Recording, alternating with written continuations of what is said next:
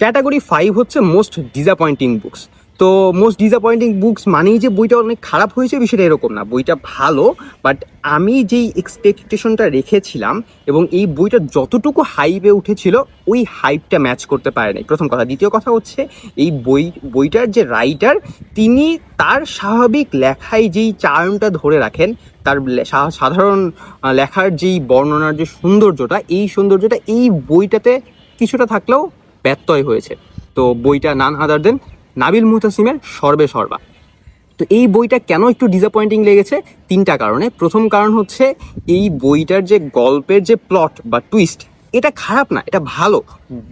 Plot নিয়ে কোনো কথা নাই, কথা হচ্ছে প্লটের যেই বর্ণনাটা, সেই বর্ণনাটা অনেক স্লো বার্নিং ছিল।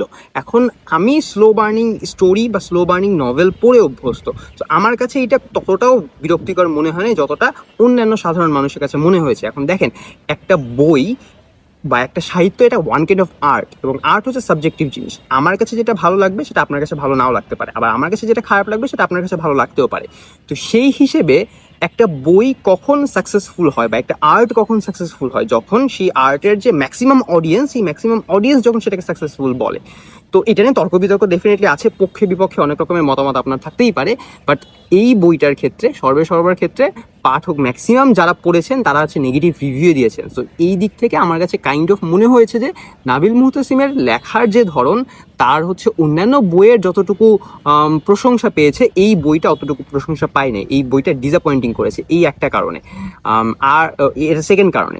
এবং থার্ড যে কারণটা, সেই কারণটা হচ্ছে যে বইটাকে চাইলে অনেক ছোট করা যেত, 150 পৃষ্ঠার মধ্যে নিয়ে আসা যেত, বাট অহেতুক বইটার বর্ণনা করতে গিয়ে, মানে ওই রকম স্লো বার্নিং করার জন্য বইটাকে রাবারের মতো টেনে লম্বা করতে গিয়ে বইয়ের যে হচ্ছে থ্রিলার গল্পের যেই টান উত্তেজনা, এটা কিছুটা নষ্ট হয়েছে। এই দিক থেকে মোটামুটি একটু ডিসঅ্যাপয়েন্টিং ছিল। আমি এই বইটার ডিটেলসে রিভিউ করেছিলাম এবং সেখানে আমি বলেছিলাম যে এই বইয়ের 3টা মোট সেগমেন্ট আছে। ফার্স্ট সেগমেন্টে, ছোট্ট একটা সেগমেন্টের মধ্যে কাহিনী অনেক ফাস্ট আগাইছে।